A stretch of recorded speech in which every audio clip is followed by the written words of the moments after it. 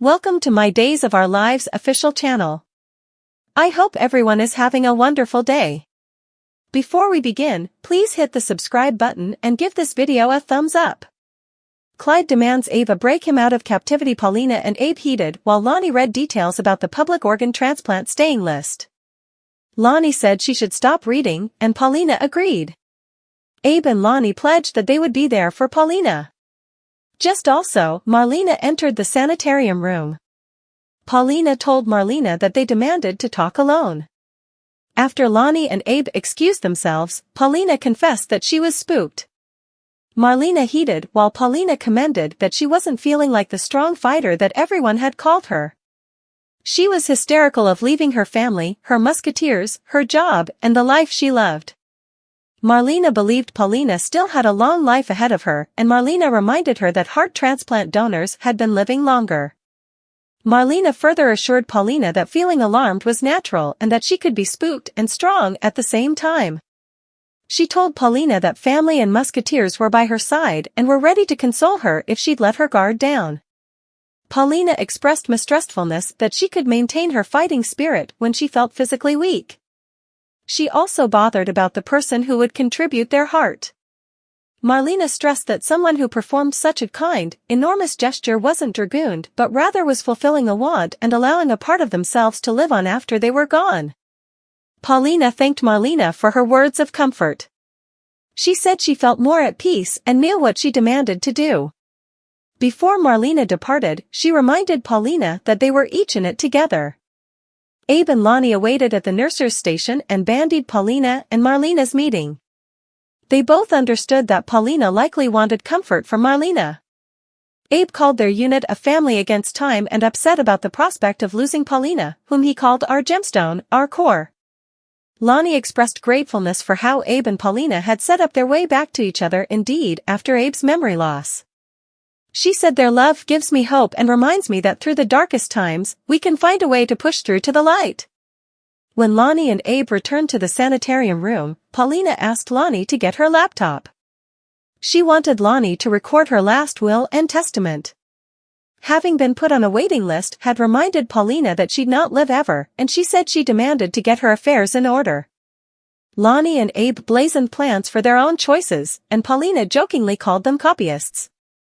As Lonnie compartmented, Paulina began decreeing her will. Julie called Doug as she wandered around the burned remains of the Horton house. She told him she was searching for a crucial or some other way to open the time capsule. After she gave Doug her love and said farewell, Julie noticed a shadowy figure with a flashlight outdoors. She seized a fire poker and raised it to attack as the figure entered. The person, Everett, screamed while Julie issued her own battle cry laugh. Julie lowered the poker and said that Everett had spooked her to death, to which Everett fooled, "You give as good as you get." They each asked what the other was doing at the house. Everett claimed he'd seen a flashlight outside and wanted to make sure that no bone had broken in. Julie thanked him but said that when she would seen him approaching, she would been bothered that someone had been coming to finish the job. She also told Everett about the time capsule and her sweats to open it so that she could recognize her mystification-loving forefathers' challenge. Julie accepted Everett's offer of backing but wondered if he had commodity better to do than spending your evening with an old lady searching for suggestions. Everett said he loved a good riddle, which was half the reason he'd come an intelligencer.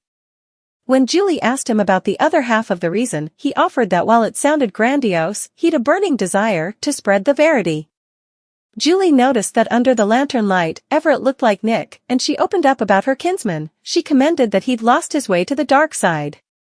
Everett marveled at the intriguing tales from Julie's family and about the house that had to have had secrets trickling from the walls and reproach trickling from the eaves. Julie changed the subject and wanted to know about Everett and Stephanie. He streamlined Julie about the happenings with Jada and revealed that fingerprints had verified him to be Bobby Stein. Everett called the situation a agony and pondered how he could have forgotten a big knob of his life. "Unless you are lying," Julie responded. Everett claimed he'd been telling the verity and that he'd always believed himself to be honest, kind, and hardworking. He asked that Julie believe him and said he demanded someone not to detest him. Julie verified her belief in him and told Everett the story of her uncle Tommy, who had been presumed dead in the Korean War. Julie explained how Tommy had returned with a new face, a new name, and amnesia. Although none of the family had originally known who he was, Julie flashed back how Alice had uncovered Tommy's true identity by noticing a speckle. She remarked that the story had an intriguing but gladdening end. Julie joked that hopefully Everett would not discover he and Stephanie were related, or that Stephanie would have to run off to a monastery, as had happened with Tommy and his family. Everett admitted that Stephanie was hurt and confused, and he bemoaned that he was losing her just as he'd set up her again. Julie said he demanded to find out the verity, or he'd no way be free. Before she left, Julie thanked Everett again and told him to keep her up to date. Formerly alone, Everett broke into a minatory smile. Harris heaved, "It's you," when Goldman entered the sanitarium room.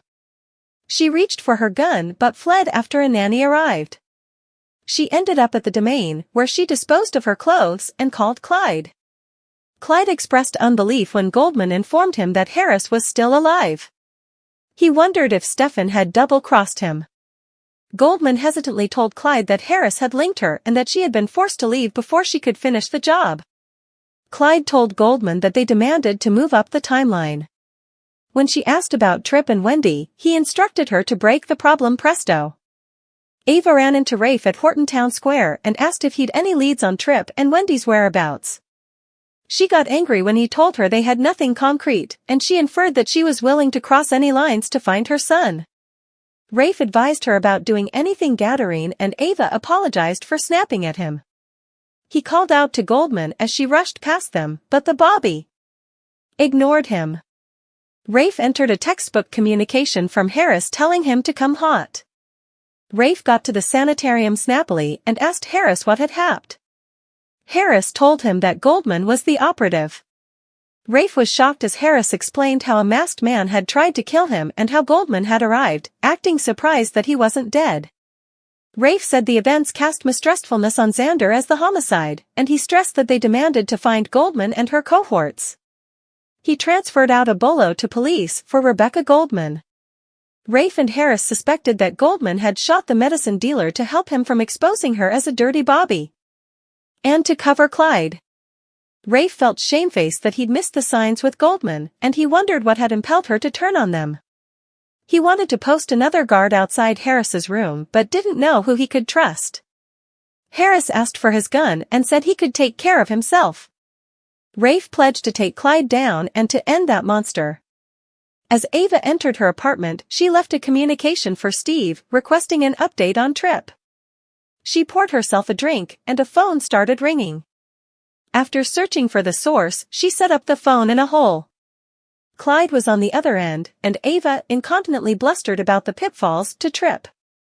She promised Clyde that if any detriment came to her son, she'd drive a semi-truck through the gates of Statesville and choke the life out of you. And perplexed Clyde replied that Tripp would be fine if Ava did as he said. He told her to bring your Fanny over then to Statesville without the bobbies. Or Stefan. When he revealed that he wanted her to break him out of captivity, Ava scarfed. Clyde claimed that she shapeshift from doting Ma to Vitali Mob Queen and advised your Bambino will be pushing up daisies if she failed. Ava ended the call and screamed in frustration.